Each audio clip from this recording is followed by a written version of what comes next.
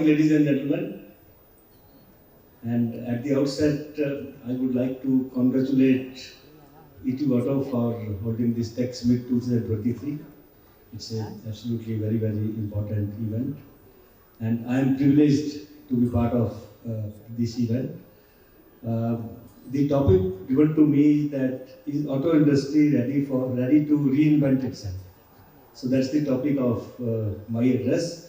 But before I reach there, I thought let me give you the some perspective on the auto industry, that where are we and what is our role in the entire economy. As you all know, auto industry acts as an indicator of economic growth in the country. And today, auto industry accounts for 6.5% of GDP of the country, GDP of the our economy. And of course, it is growing very well. And today, it accounts for also 40% of the manufacturing GDP of the country. And we employ 30 million people directly and indirectly in the industry. And last year our size has been $151 billion, which is around 12.4 lakh crores. So that is the size of the industry. And we have exported last year almost $39 billion, which is more than 3 lakh crores from the country. So it's a very, very, you can say, important participation in the entire economy. And of course, the auto industry has gone through a very, very difficult period during this pandemic. But the good thing is we are back on our feet and it's growing now. Just to give you some figures on the auto industry status.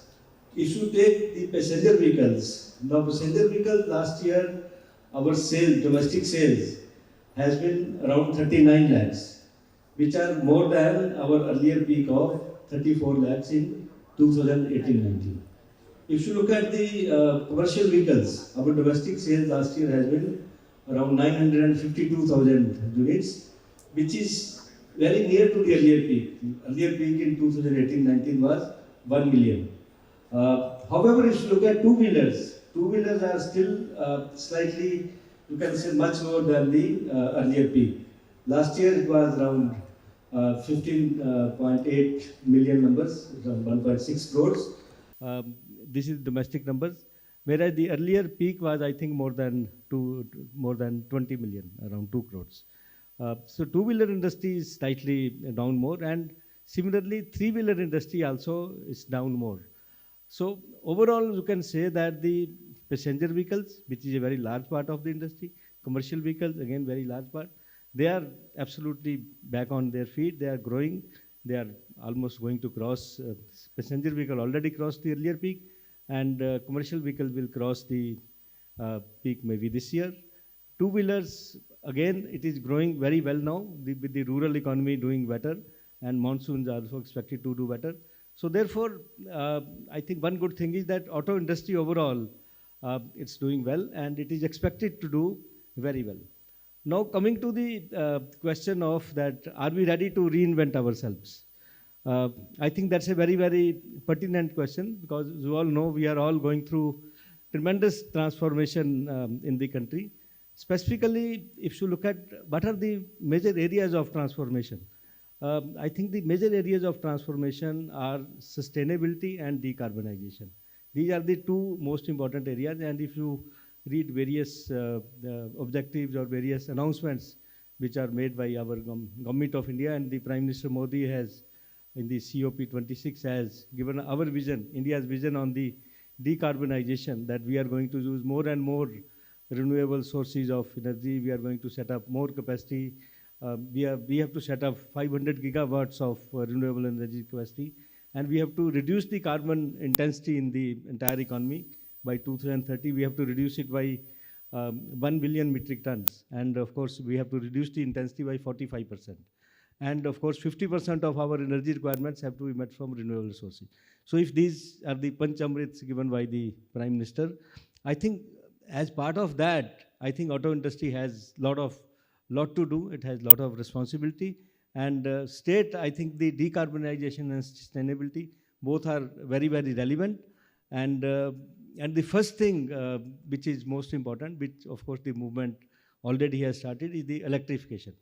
Electrification, you all know, the lot of action has already started on the electrification. You have seen the progress which has happened in two-wheelers, three-wheelers, buses. There are lot more and more orders are coming in the buses. There is more and more focus from the government of India to put more electric buses in the public transportation.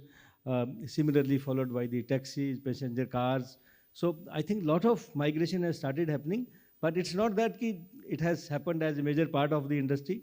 It has started, but it will pick up the movement, and maybe by 2030, 2035, we will have the sizable portion of the industry moving to the electrical technology. And government also has taken a lot of steps to encourage the electric vehicles technology. For example, they gave the FAME 1, FAME 2 scheme, and they gave the incentives, and followed up by PLI scheme, which encourages to set up new technologies, invest in new technologies. And auto industry and the components industry have committed more than 70,000 crores in investments in the new technologies. So that's the type of work that is going on, and I think that's the major area. When you say, are you reinventing yourself? I think the auto industry is definitely reinventing. Electrification is one major area, and it is continuing. The second major area on which the industry is working is the biofuels. Now, you all know that we had all along been based on the fossil fuel-based, all the vehicles were run on fossil fuels, diesel and petrol and gas. Now, there has been a lot of focus that how do we reduce our dependency on fossil fuels. This is important from the two important things. First is the foreign exchange is very important because our import dependence will come down. And second, of course, is the decarbonization. So in both the areas, I think a lot of work is happening there.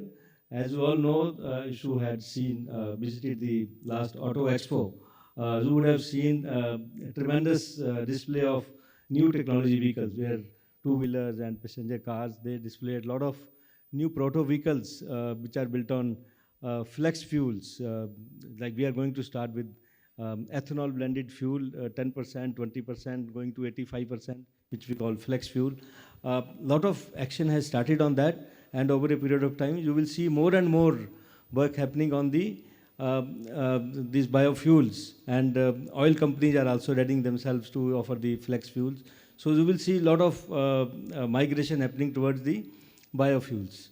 The third related thing is the gas-based fuels, which are the CNG and LNG, even though gas-based fuels are also largely dependent on fossil-based, but of course, import dependency is less a little bit. And then the gas-based also, there is biogas, which is coming in, where we are using a lot of farm-based, and a lot of new plants are being set up where we are going to generate gas from our biomass or from waste or farm-based, which will be very good for the farmers.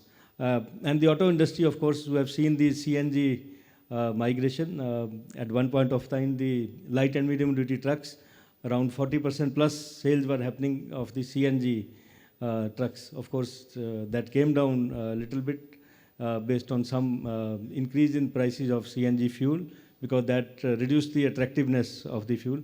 But again, it is coming back, and then, of course, a lot of work is happening on the LNG fuel, which will be good for the long-haul trucks. So therefore, that is the other thing which is where the change is happening on the fuel side, biofuels as well as biogas-based fuels. Then the fourth major area where a lot of action is on is the safety-related parameters. As you all know, even though India accounts for only 1% of the overall auto population in the world, but if you look at the accidents, we account for 11% of overall road fatalities that happen across the world. So 11% of that happen on Indian roads. So therefore, the most important is that we have to take a lot of actions on to making our vehicles more safe, making our people more conscious of following the safety parameters. Therefore, from SIAM side, we are working very aggressively on 4 E's, which are the engineering, because of course a lot of changes are happening in the vehicles to adopt more and more safety norms and adopt international standards, UN international standards. A lot of new safety features are getting built in the vehicles.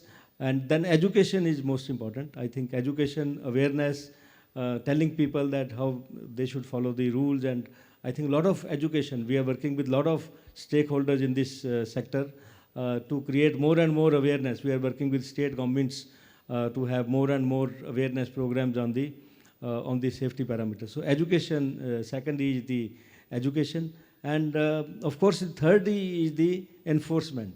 Like of course all the enforcement agencies, they have to make sure that people follow the rules. If someone is defaulting, then of course some actions or the penalties are there, and more that is happening. And fourth is the emergency care.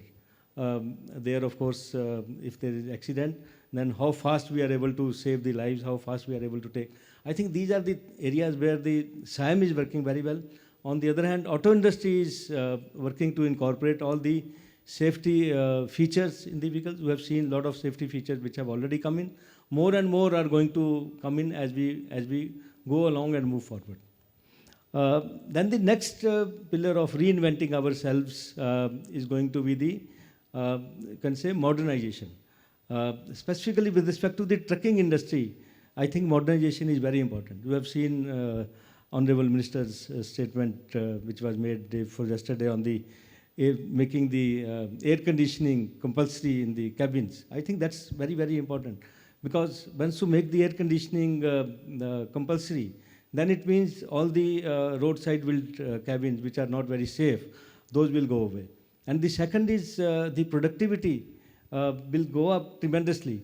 And I think, and it is a psychological barrier that the cost will go up, because the acquisition cost only accounts for around 20% of overall cost of ownership. 50% is fuel. And of course, small portion is maintenance and other things. And then the large thing is the productivity improvement. Like, for example, there are more and more examples now. If earlier trucks were running, say, 8,000, 10,000 kilometers in a month, today there are people who are running 25,000 kilometers every month. That people like delivery, they run 25,000 kilometers every month.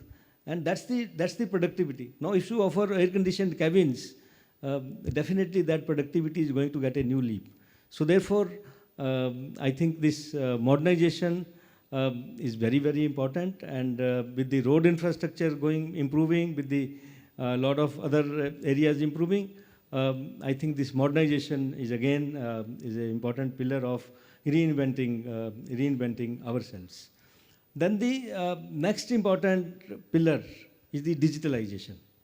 I think you all know the work happening on the digitalization, the contribution the digitalization makes in the productivity improvements. Again, the example here is from the trucking industry. In the trucking industry, the digitalization is contributing significantly. As I mentioned, 50% of the cost of ownership is fuel. If you, through the digitalization, through the connectivity, or through the monitoring the behavior of the driver, you can improve the fuel efficiency like anything. Today, our calculations show that a good driver and not a good driver, there can be a saving of fuel of 25%. So you can imagine if you save 25% of 50% of the cost of ownership, the type of impact it has on the overall cost of operations. So therefore, digitalization is very important from productivity point of view. With more and more electronics in the vehicles, you will see more and more things happening in the digitalization area. That is again will lead us to more modernization and more productivity for all the vehicles on the roads. And then I think there are other important pillars, like for example, Atmanirbhar Bharat, which the government is again pushing very hard. In the Atmanirbhar Bharat, our dependency on the imports, auto industry is importing a lot of electronic items or microprocessors or ECUs or chips or various other things. We are dependent on China or dependent on few other countries. I think you have seen a lot of action, a lot of investments are happening in the country. And I was reading today's paper that during this visit of Prime Minister Modi, there is going to be some big announcement with respect to the investment of micro processor unit here. So therefore, more and more investments are going to happen in India. Atmanirbhar Bharat, we have to reduce dependence on imports as an industry, and that's the commitment which entire industry has to make, that we reduce our dependence on the imports.